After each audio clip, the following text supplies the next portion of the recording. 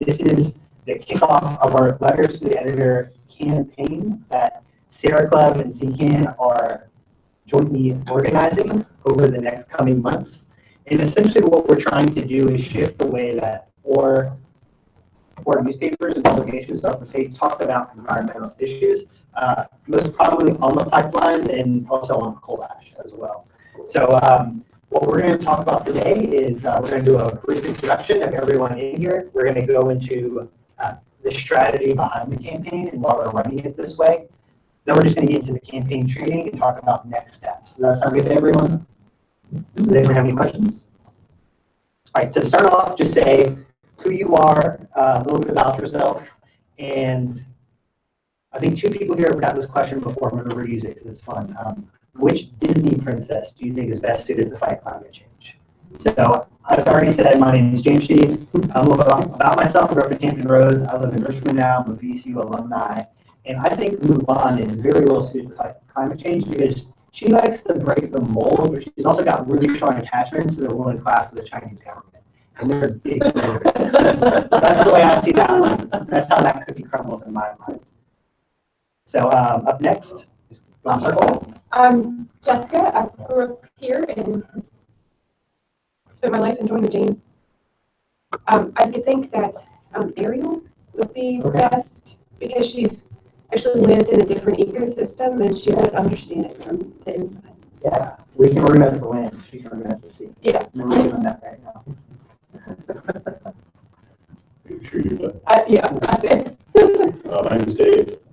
I actually grew up west of here in Waynesville, Virginia.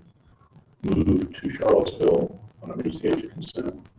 But I grew up with camps, and I say that we had a camp on Bath County on the Calipatria River.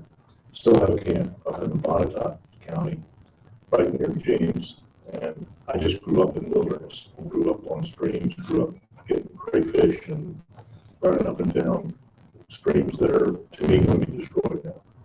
And that's the basic reason. But just also to see the entire Raven village of the forest that's going to cross almost 1,000 aquifers of some major streams, rivers, is just beyond reproach, particularly when we already have a pipeline that is in place and works. Yeah. So I'm voted for doing that we're paying for, which is, I wish I could get that in my life, that everybody pays for my, whatever, investments. But I guess I want to say Sleeping Beauty, I only know she was a princess just because I want to wake people up. Okay. I want to kiss them That's apart. a very beautiful metaphor. I never thought about Wake that. up and see what the hell's actually going on. Awesome. My name's Brett. I grew up in Georgia, but I live here now. So I've enjoyed a couple of Virginia winters. Keep enjoying those. It seems like it's getting warmer. I guess my area of interest would be connecting environmental and social justice and sort of starting to figure that out a little bit and let me learn more. I'm going to stick with the princesses from Frozen. From my Disney princesses because I haven't seen the whole thing, but I think there's got to be some climate change subtext there from Disney and stuff going on. So I'm going to watch the whole thing, but I'm going to go with Okay. Hi, I'm Ryan. I grew up in the Hampton Roads area, and I've been in Richmond for the last couple of years. I'm an alumni of William & Mary, and I spent my youth backpacking. A ton along the Appalachian Trail. And the fact that this pipeline is going to cross and destroy a portion of the trail is, kind of devastating to a certain extent. And as far as Disney princesses go, I am going to agree with Ariel, not only because she's got access to a different ecosystem, but she also spent a lot of her childhood collecting and cataloging litter, which I think would be important, Wow. A lot of good information. Facts. All right, Mary Stewart, it's on you. I'm Mary Stewart. I am the Richmond organizer with the Sierra Club. I'm born in Richmond and have lived here most of my life. I was Randolph-Macon in Ashland and lived in Van the end of that and commuted to Ashland and took his many courses at BC that ran up me a while. But I did live on the Outer Banks for some time, and that definitely made a lot of things. My mom's family is from Eastern North Carolina, and so as much as I loved living there, I really saw the effects of climate on that environment there. So I was kind of eager to get back to Richmond and start fighting for the environment again. And let's see, so this is the second time I've played the Disney Princess game, and I'm not good at it. I spent most of my childhood. Which Ninja Turtle is Michelangelo. I really, truly did not watch a lot of television growing up, and that in a lot of ways shaped who I am today. And so I think y'all covered all the Disney movies I've seen, except Lion King, and I just can't tie that one in. And was Nala really a princess? I guess the princess. Who's Scar? Scar's the evil uncle. Oh, yeah. Oh. So I've been Nala and fighting Scar to try to. So He's one of the hyenas, right? That's CCAN. But it makes me really sad I've never been to Disney either. That was a conversation I had last night. Really? Yeah. Well, maybe you can cash in on that Ninja Turtle swag. Yes. Great. Awesome. Cool. Well, I'm glad that everyone's here. I know you're busy President's Day to be here for this training. To go into why we're doing this is because Mira Stewart and I saw a need to structure this already natural phenomenon where people around the state have been writing letters to the editor for years now about whatever environmentalist issue is closest to their heart. Most of them tend to be about the pipeline, and a lot of them are property owners that are very pissed off about it.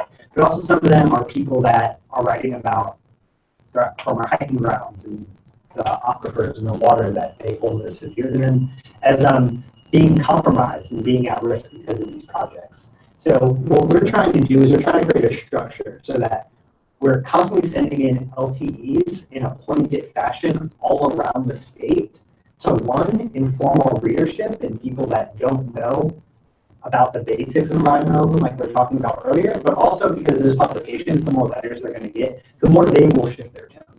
And one example I hear about this is the Roanoke Times started off as very hostile, very hostile towards the opposition towards the Mountain Valley Pipeline. And over time, because of all the work that the members of the community there have been putting in and the constant letters to the editor, they've shifted their tone very gradually over time to almost being in complicit support of the detractors of the MVP. And I think that if we can really bring that kind of energy, focus, and strategy statewide, we can talk about the way we talk about policies in Virginia and change the way Virginia is, right? We should be a leader in Virginia. We shouldn't be followers. We shouldn't be far behind even red states on environmental issues. So we should really get going. Does anyone have any questions about that? Great. So the way that we're doing this is each area of the state is going to have its own team captain. In some areas, there might be several team captains that are in charge of just making sure that we're constantly having letters sent in. Luckily, we have one of our Virginia team captains, Jessica, here today. Jessica is, for everyone watching, Jessica Sims is based out of Richmond, Chesterfield. Yeah. Chesterfield, yeah, Richmond area. And what the team captains are going to do are they're going to monitor all the local press outlets and make sure that any article that comes up that's somewhat attached to an issue we care about is going to be responded to. Right? And for people to live stream, people watching this on video, send me a private email and I'll be able to hook you up with your team captain. So that's the way we're going to organize it. If people in this room, everyone here from Central Virginia, lives in Central Virginia rather, is not already in touch with Jessica, just get in touch with Jessica after this event, and that's how we're going to proceed moving forward. Awesome. So without further ado, we will get straight up into the training now. Now, can I see a show of hands, and I think it's going to be the majority of people in the room, who in this room has written a letter together? Okay, now, keep in mind, now who has had that letter or one of your letters published? Okay, that's good. All right, so can someone answer the question, why do we write letters to the editor? To get a better dry erase mechanism. Shout it out. Why do we write these letters? Shift those conversation. Okay, great. I'm putting the convo in public. It's a great reason why we do this. Why else do we do this? Is it more accurate information? Okay, for that more accurate information. Great.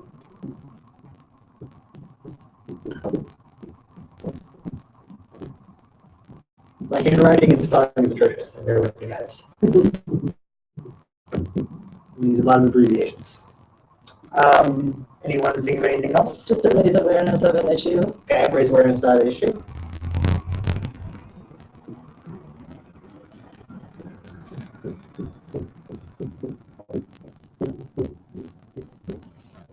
And there's a couple other mind notes that I'm going to throw up here. One is to send a message to the opposition, right? Jessica just pointed out that one of the CEOs from Dominion just had a letter to the editor published in the Version Times Dispatch.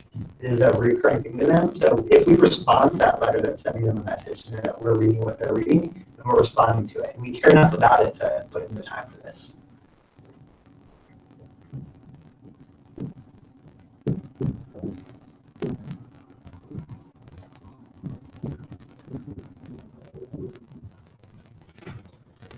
And there's one more. Can anyone think about it?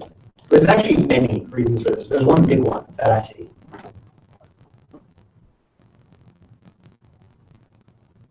Just spell man. Spell man. Okay. Yeah. Okay, that's a good one. Similar to accurate, but And here's a big one that I think, and that is the persuade defense considers. Right? There's a lot of people out there that hear from the propaganda machine and the fossil fuels industry, then they hear from us, and they're like, well, I'm hearing all this information. Which one do I believe is real? If we can write enough good letters to the editor that those people are reading, that could be enough in many instances to make people say, oh, these people in my community feel this way. And they're explaining this to me in a way that I can identify with because they're from my community, understand my concerns. We're talking about this in real language to real people. Once you get enough fence sitters in, that's when you start building a political movement.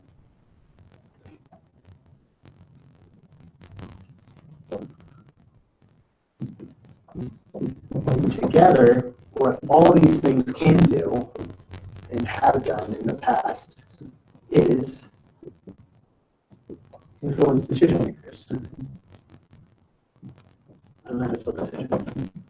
But, right, and not just influence decision makers, but also, like I was saying earlier, influence the way that we talk about these issues in public permanent.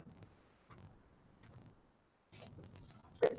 So next up, does anyone have any questions about this before we move on?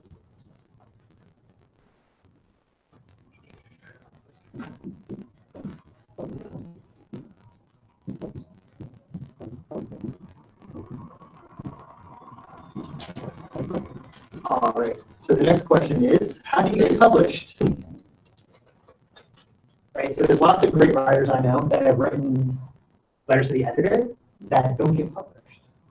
And that's because they're missing a couple key things. And they're terrific writers, and with a little tweaking, they were guaranteed to have that letter published. So does anyone that has experience doing this have any insight on maybe why your letter got published? Have it be a direct response to one that's already been put. Exactly, that's a big one.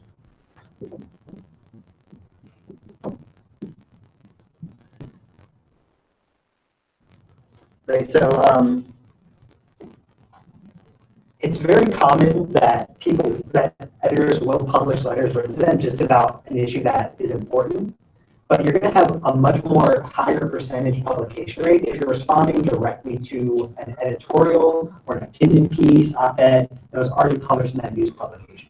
Because that shows the editor that, one, this is a reader, two, they care about what we wrote, and three, they cared enough about it to write us a letter about it. And then they return the favor by publishing that, right? We got a huge stack of letters right here. We printed some out for everyone to look through. These are current ones that need responses to it. This one was published recently in the Chesterfield Observer, and it's talking about is it a Sikh senator that is taking aim at Dominion? Kind of. Okay. Kind of. Right. Well, we'll send links out to that one, so everyone's got it.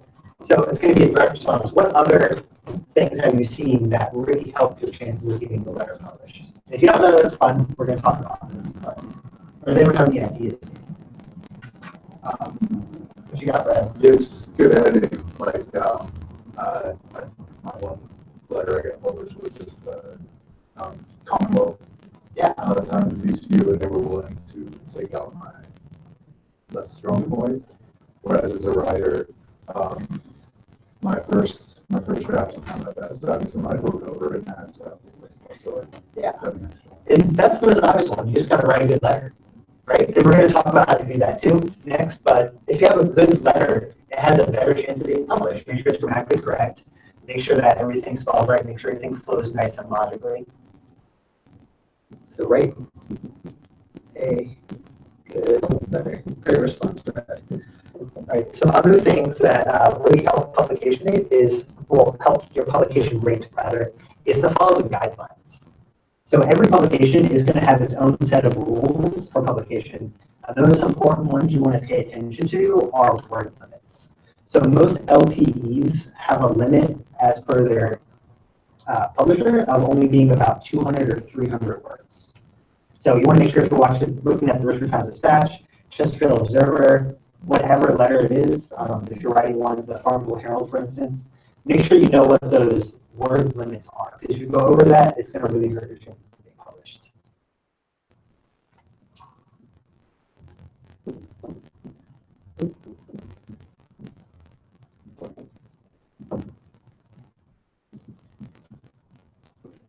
Another guideline is sometimes a publication will have limits on the amount of times a singular person can publish a letter in a given time span.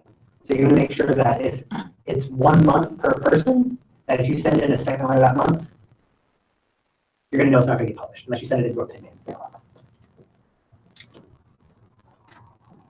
And the last one is just write a lot of letters. The first time Michael Jordan picked up the basketball, he wasn't slam dunking, he wasn't shooting threes. He was probably terrible. He was just showing how to dribble. It's the same thing with everyone else with writing. The more you do it, the more experience you have, the better you're going to get at it. And the more you write letters to the editor, the more you're going to be the Michael Jordan of writing LTE, which is what we want. So just practice. And most of these things are very short. They take most people maybe, just some time out of their afternoon to write one of these things. So it's not a huge time commitment for you. And the more you write these things, the faster you'll see yourself writing them. Because you'll get used to the structure, right? You're getting used to responding directly. And once we talk about what makes a letter good, and once you get good at those things, you'll kind of have your own system in place where you'll see these letters coming before you without you having to put too much thought into it. Does anyone have any questions on how to get a letter published? All right, so moving on. So how do you... I think a follow-up email would help to the editorial order. Yeah, so if you send in your letter and you have not seen it published within 4 or 5 days, it's completely okay to send them an email, give them a call and inquire about that. That's completely okay. They should be used to that. Especially if it's a bigger publication that is used to receiving LTEs. Right, so how do you make a letter good? You have to go to the side because I can't really get close to that side of the board. My little reach.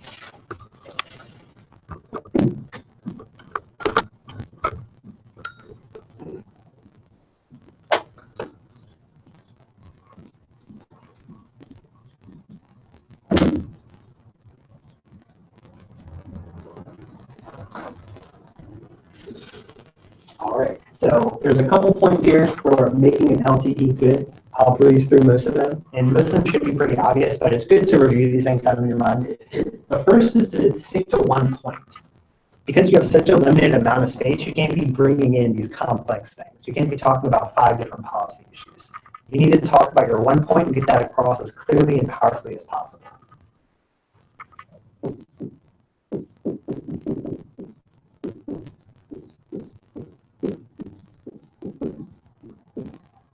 Sometimes you can make them work with 2 points, but ideally, if you're sticking to 1 point, it's going to really add to the impact of your letter. You're not bringing up all these other things, and it doesn't seem as confused.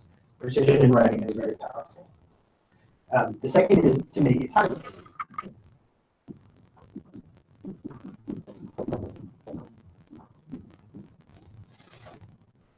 So if you notice, all the letters we have here were published in the month of February. They're very recent.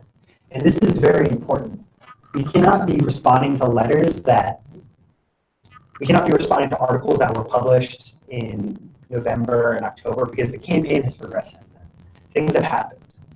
So if we do not respond in a timely fashion, we're losing a very valuable opportunity to use that as a point of leverage to shift the campaign and public discourse even further. So the more timely it is, the more strong the letter is going to be. And also the highest chance of publication will have as well.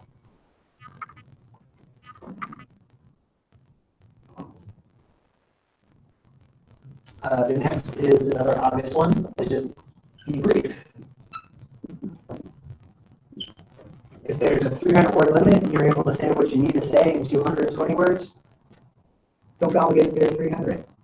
The briefer, the more precise you're being, the more effective you'll be at the end of the day.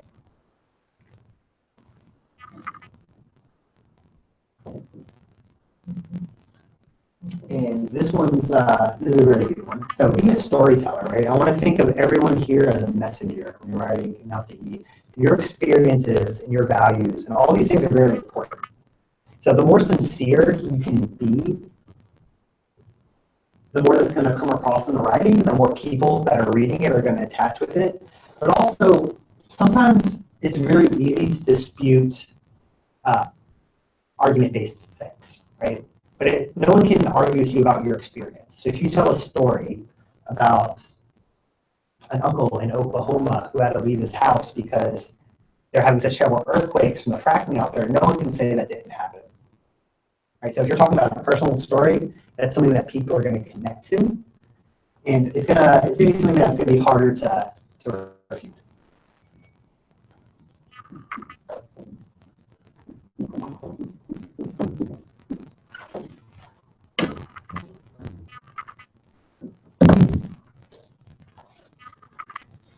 The next one is know your audience.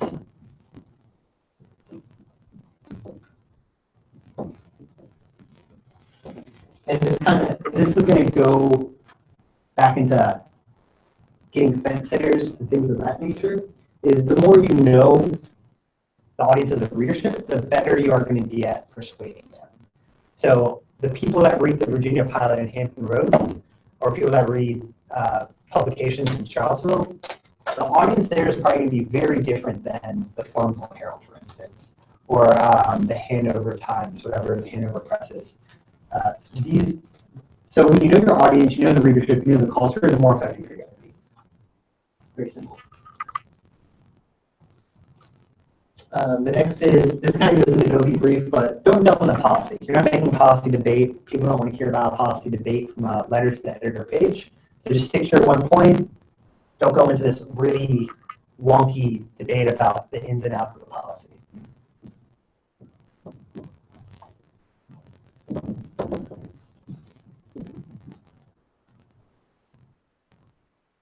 And the last one, and this is my favorite one to teach, is to always, if you can, incorporate an action item at the end of your letter to the editor. So we're having all these public listening sessions throughout the state of Virginia for the month of February about the Atlantic Coast Pipeline. So if you live in the Farmville hearings tomorrow, if you wrote a letter to the Farmville Herald saying, at the end of it saying, I encourage all people of conscience that oppose the destruction of our environment to stand with me on February 21st at the ACP hearing in Farmville, this is the address, that's a very powerful opportunity to get readers that might not otherwise take the time to look into where these events are happening to have them come. And maybe one day they'll be writing their own letter to the editor, or they'll be canvassing, or they're doing their part for the movement. So it's a great organizing opportunity. And an action item can also be a challenge to an elected official or an election official hopeful, right? So we have this gubernatorial race. You can say, I demand that Northam or Ariello or any of the candidates make a stance against the pipelines at the end of that. Or I demand that our board of supervisors make a comment about this, because most of these politicians have a staff, and their staff is getting Google alerts whenever their name appears in the news. So they'll probably see your letter to the editor if it gets published.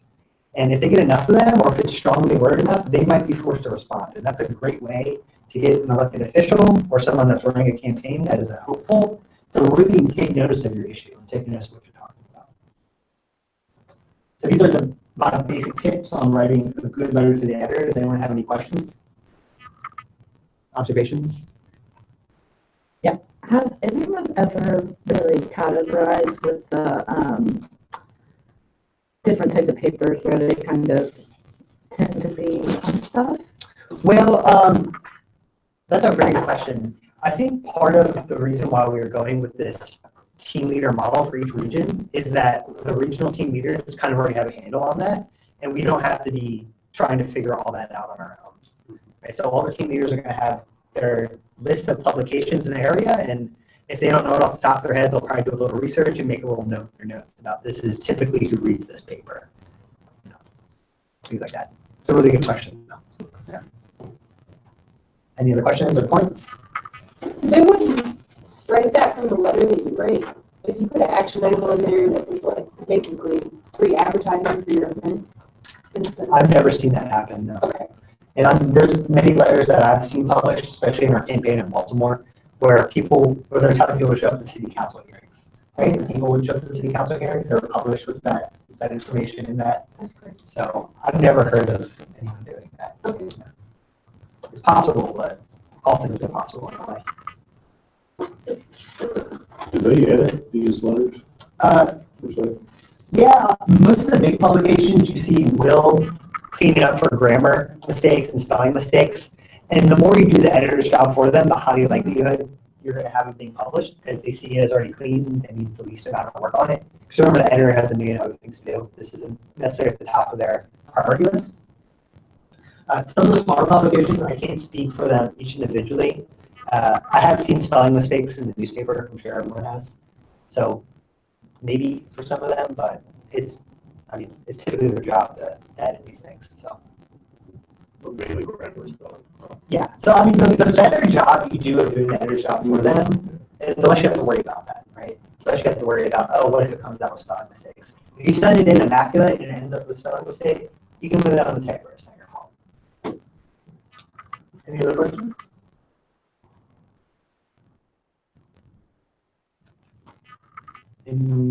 Okay. So here's some other tips that I actually recently learned, and I'm excited to share them with you, is in order to trim down the fat of an LTE, take out non-essential letters in words and phrases. Don't say things like, I think. Of course you think it. That's why you're writing it. So you just take those things out.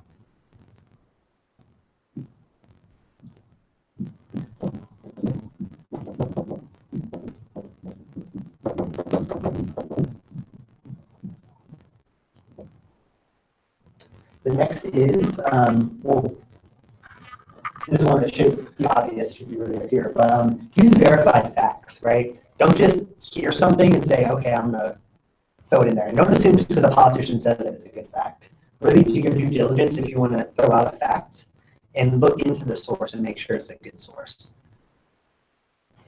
And this kind of goes back into don't deliver a policy piece. You don't want to overload your reader with facts. If you use facts, just use one or two and make sure they're the most powerful ones that support your argument. One thing you can count on is the editor assuming that you've already done your fact checking for you, unless it's something that's blatantly false.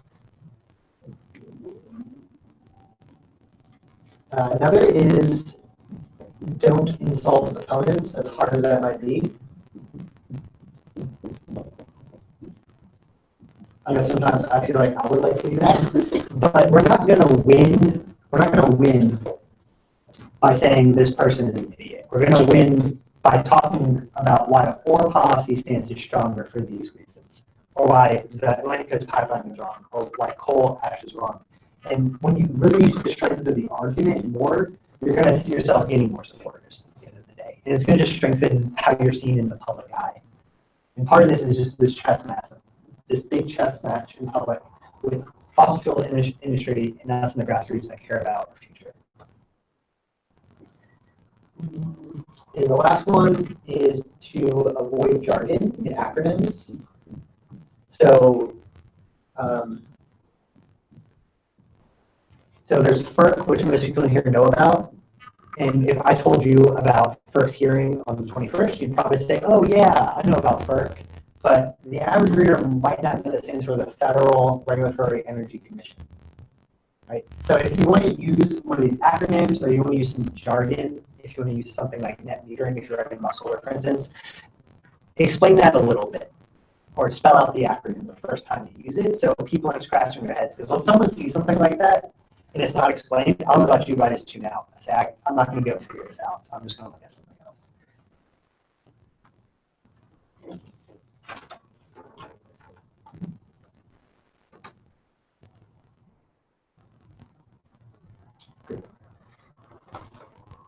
And any questions about the tips? Nope. Anyone on the live stream got any questions? With these thousands of people watching right now?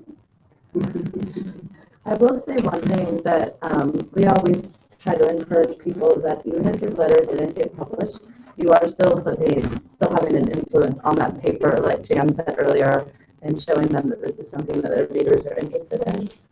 So don't use that as a point of discouragement. If anything, just use it to challenge yourself to keep getting them till you get published. Yeah, exactly. I can remember for again. The first time we missed a basket, he didn't walk away from the hoop. So now you just got to keep shooting them. Yeah, he wasn't very good at first. Yeah, he was on the JV team. I think he was on the JV team is how the story goes. So before we get into setting or showing some examples and us dissecting them a bit, the last is just the follow-up. And what you want to do is you want to monitor the paper and make sure that it is being published. And it's not, if it hasn't been published, like I said earlier, you're more than welcome to email or call the paper and ask about it. And if it has been published, they typically have these social media things on the side. Please email that to all your friends that are into these issues, Facebook it and tweet it. If you do those things, and more people do those things, the paper is going to say, hey, this is our third most emailed LTE of the year. So this is an issue that people are talking about on the grassroots. We should talk about this issue more in our paper.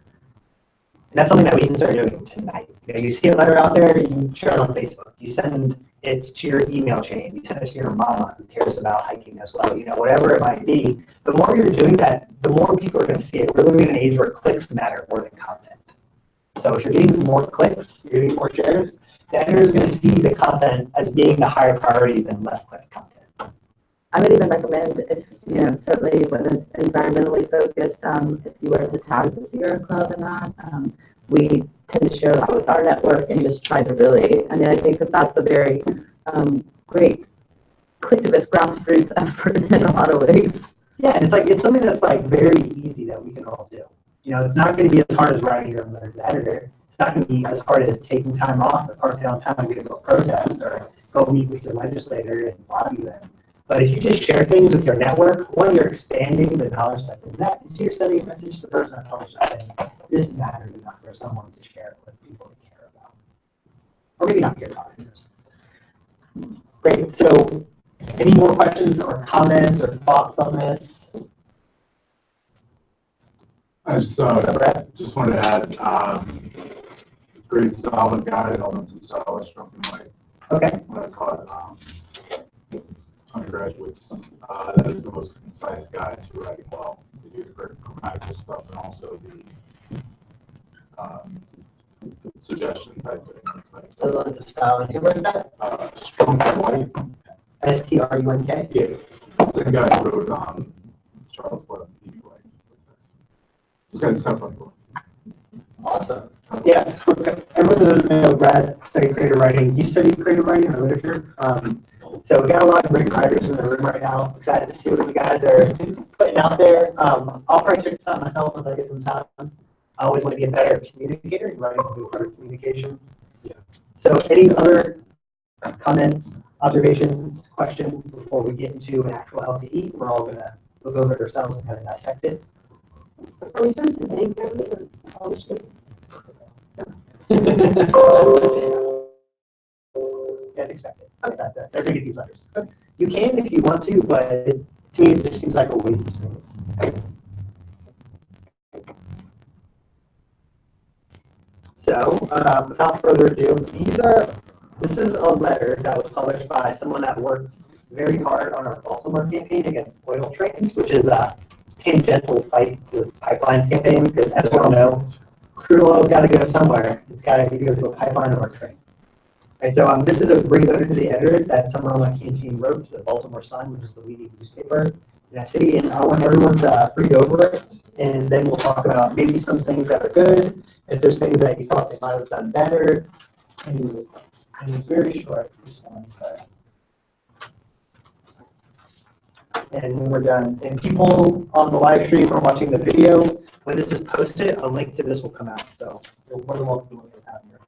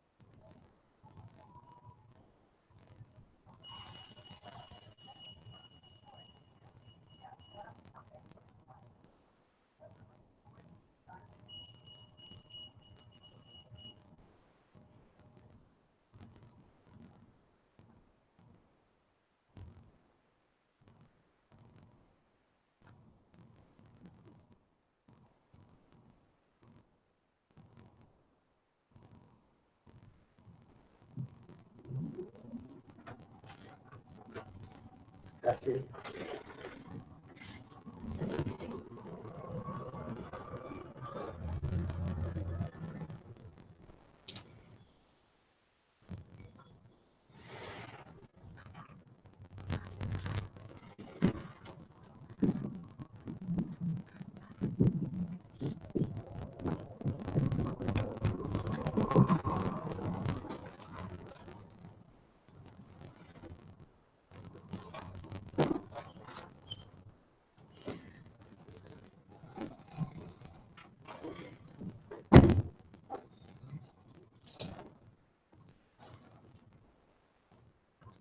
Everyone just about done? All right, great. So let's talk about some things that went well here. Did anyone notice good things about this? Maybe things we talked about, maybe things we didn't? Right. First thing was it builds up a positive, so it's not going to be insulting. Yeah, it's not insulting. It's positive. Anything recognize something else we talked about? An action to follow up on. Excellent. And it's a very short one too. Yeah. I mean, a good, a significant chunk of the text is focused on the action. So. It's also made it a timely LTE. Very timely. And a direct response to another editorial. That's a big one as well. This one is a direct response. And I really wish that I published the article as in response to, because the article did not talk about oil trains at all. It really just talked about, I think it talked about coal, but the overall premise of that editorial that was written was that the fossil fuels industry is willing to put us at risk for their own profits. And that's all the line that engaged the writer of this. He didn't say, okay, I can talk about oil trains. So just because something doesn't seem directly related to your issue doesn't mean there's not something in there you can hook onto and use that as your jumping off point. And like I said, the more you reference another article, if it's a direct response to something, the more likely that you're about to be published. It's a bit of an ego stroke for the publication to say, oh, people are reading this, I'm going to talk about it. But it works, so that's why we do it. Any other observations, good things?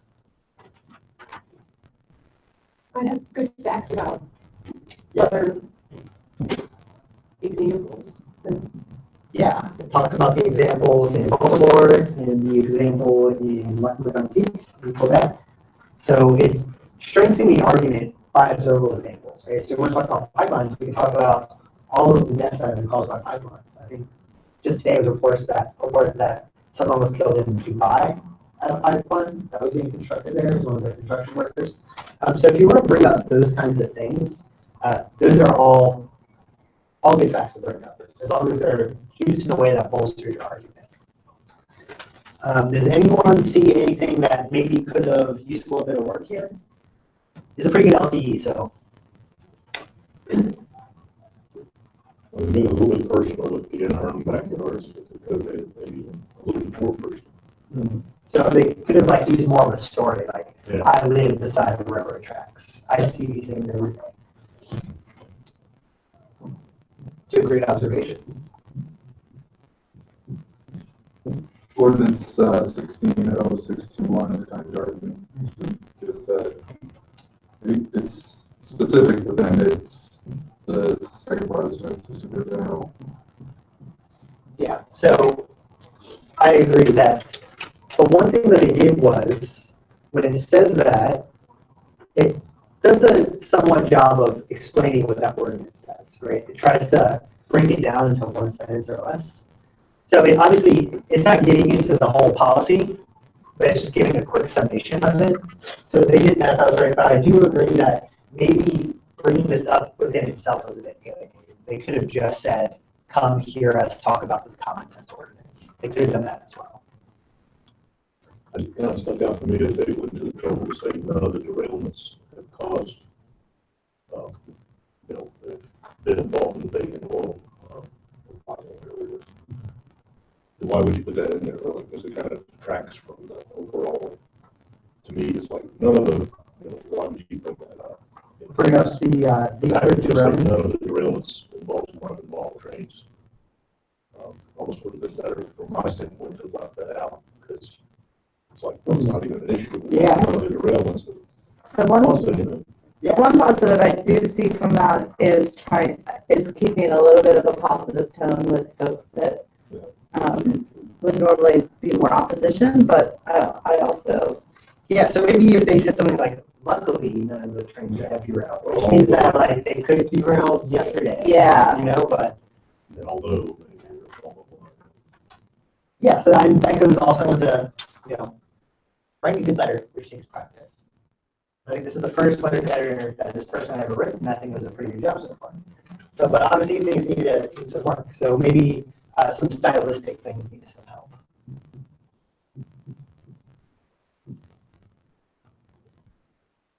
One of the things that we also style book is, I think, various sentence lengths. So sometimes even like you count the words in a sentence, and if it's all the same every time, you're just gonna be like, That's something I haven't thought about. Because if you look at this, all the paragraphs are about the same size. Yeah, all the paragraphs are more or less a sentence. And you can vary your structure. So it looks like just visually more interesting. Yeah, and that's getting a little bit more advanced. Of course, comes the two writers. But it's a good observation. Anyone have any other thoughts?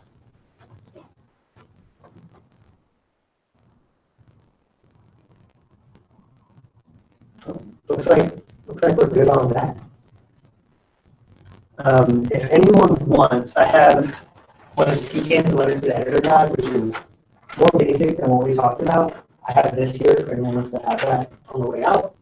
I will type up most of this and send it to everyone in the room. We didn't send out a sign-up sheet yet, but we'll get that before everyone leaves.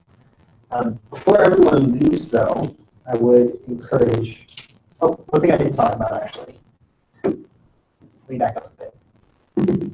So, one thing that's good to have, and this is another tip, is you don't have to be a professional to write about these issues. You can write about your personal experience, but it's always good to know a handful of facts and just general things about the story for why it's bad, or why it's good, or why you want to write about what you want to write about.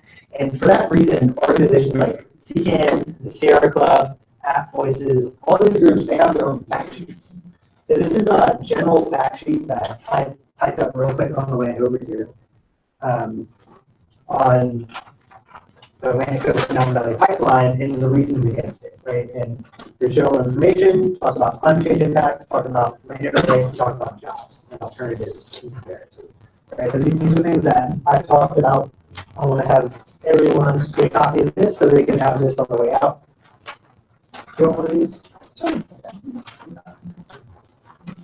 So when everyone's, not everyone's all excited and going to go to the write a letter to the editor, if you need a little bit of juice to get running, these are all things, all the talking points to even be the main point of your article if you want, or your letter rather. Yeah, and with that said, if there's something that you are passionate about that, you know, maybe would tie the pipelines in or a different environmental issue, please use us as a resource. If one of our organizations aren't specifically working on that, we are most likely partners with somebody that we can get you those resources. And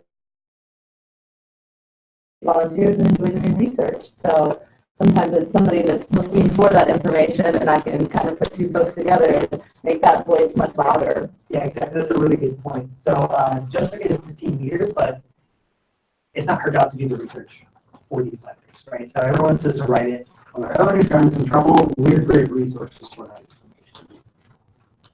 And please let us know if you've published one. Yeah.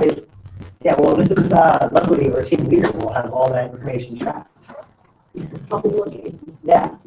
Yeah, you're gonna. Yeah, you'll be getting annoying emails and calls from either myself or Jessica pretty soon about getting your letters published. We're really excited about I want to make sure that this is just coming out as a CCAN in a nutshell thing. Who published this?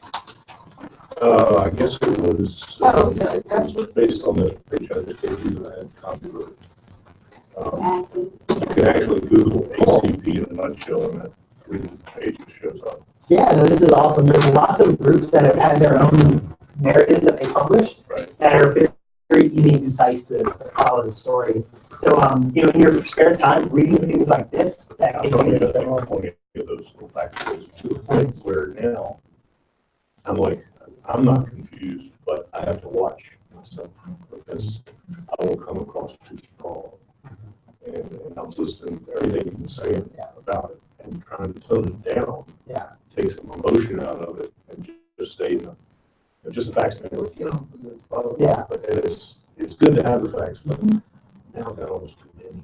Yeah. Well, that's the thing. That goes into, you just want to have. Right. That's why I like what you were saying about the concise point of. Yeah, just stick with one point, you know, and it's okay for you to be fiery because if that's the type of person you are, I want you to be authentic, right? I don't want you to think this is how Jan and Mary Stewart think an LT should be, or this is how someone thinks an LT. This isn't how Strunk and Wright think I should write. Write something that's authentic to your experience. Because at the end of the day, with your audience in mind, of course, but at the end of the day, in order for us to shift the way that these papers are routinely sticking up for fossil fuels industry and to take the fence sitters and get them on our side and take people that are against us and make them fence sitters, we're going to have to talk in an authentic way that is particular to our community, which is why I think is part of the beauty of this model that we're trying to get started, is that each region of the state is going to have its own localized group, and they're going to know the best interests of that community. They're going to understand what little things people like pay attention to. You know, maybe it's something small, but I think that you know, if you're being authentic to yourself, and that's very important as well. Yeah. Sorry, I rambled on a bit there. But Well, I mean, for me, it's the thing of what facts are most prevalent to the conditions that you're in, that means the people where you're trying to go to. And me, I'm like, somehow in my brain, I've got to get every single damn fact down there, and that's what this is good. Yeah, well, that's precisely pointed out, just stick to one point. It's cool you live in Central Virginia because we've got a lot of papers here, and a lot of them have limits on how many times you can publish. But there's so many that you can probably publish at least one a month. You know, that way you're Just pick a different fact. yeah, just pick a different fact, or you can even pick a different fact, or what you can do is you can read one of the letters that, or one of the editorials, one of the letters editor, something that we need to respond to, and have that kind of shape your response to it. Right, and that way we're being a bit defensive too. There's times to be offensive, there's times to be defensive, and the best is if you can take a moment where you have to be defensive and somehow flip the tables and go on offense there. I also want to mention, I know that we covered definitely not, you know, that some have a limit on the amount that you can submit, but definitely don't submit the same letter to different publications. We've found that that's just a kind of bad rule of thumb. If they were to both publish them, of course, as Jan mentioned too, it's the best practice is to do it in response to something that's already within a paper. But there's some times where, you know, a heat wave in February, there's certain things that you could just turn into an environmental message easily. But like I said, I would definitely recommend never submitting them to different papers. So since you have so many different points, that would kind of give you the opportunity to,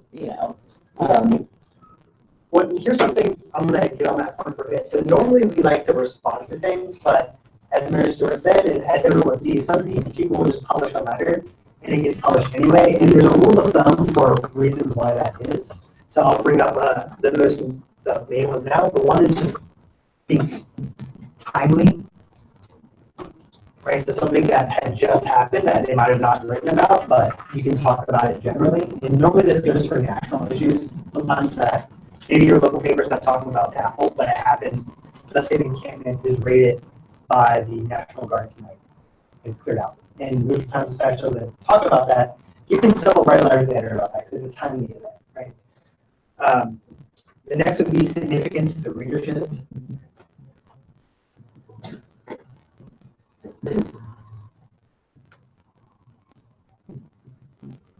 And that's going to go into knowing your audience, things that the readers of New York Times Dispatch, something that might interest them.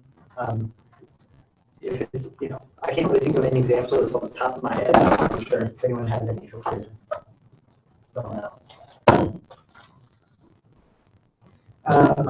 Yeah, what's up? Would you ever, I guess, is there a way to coordinate like preempting an issue, like say like we're not responding to something, but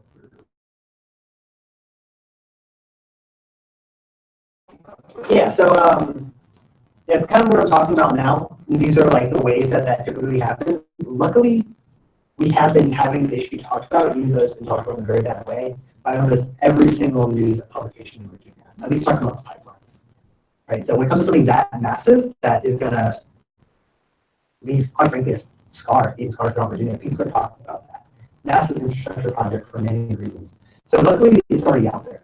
Right? And a lot of it is just trying to take and navigate the misinformation that we have and being on defense, being on offense, taking defense, being on offense, things like that. But sure, there are many times when you can just throw an issue out there and it can be published, but under certain conditions. Like if it's timely, if it's significant to the leadership.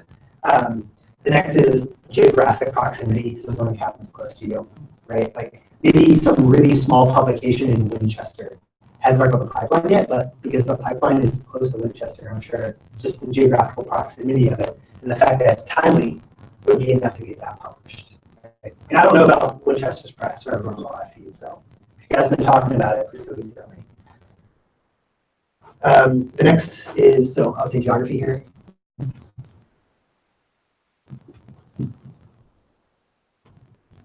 Next is prominence. So is there a prominent figure involved? For instance, when Donald Trump just released his top 50 infrastructure project priorities in the United States, the Atlantic Coast Pipeline is number 1. So that's a prominent person, whether or not you like that, talking about the ACP, that's making the ACP his priority. Therefore, it's newsworthy and you can write about it because there's someone prominent talking about it. And the next is just human interest, like taking a human interest spin on things. So this compressor station is going to be built by a school. What does this mean for the health of the children? Right? You can do that as well. Luckily, though, all these issues are already being talked about in one way or another in most of these publications. So responding is going to be the best way to do that. Although, like I said, it's not the only way to get a response. I think it's the most efficient way. And it shows that we're taking into account everything to our opponents. Every time our opponents write something bad, we're responding to that, they see that. Every time people we like write a good op-ed, you pat them on the back and say, this is good and X, Y, and Z. Right? And that way the people that are making good decisions and thinking the way that we think is best for Virginia, we're getting patted on the back and rewarded for that as well, which makes them want to continue doing these things. Come on. Y'all picking up what I'm putting down? All right. Awesome. So for everyone leaves, I would like to circulate the sign-up sheet. And I would like everyone just to take a few minutes, although everyone here pretty much already has, just to introduce yourselves to Jessica. Say hi to Jessica, and make sure this has your contact information. And for people on the live stream, people watching, I will get you in contact if you reach out to me with your team leader. Great. Thanks. Does anybody know if there's a campaign to try to change the government? That's what CCAN has done for the past like year. I mean, I'm just Yeah. amazed that these four pipelines control. Yeah, so, Okay. yeah, let's get off. Awesome. You just wanted to stop.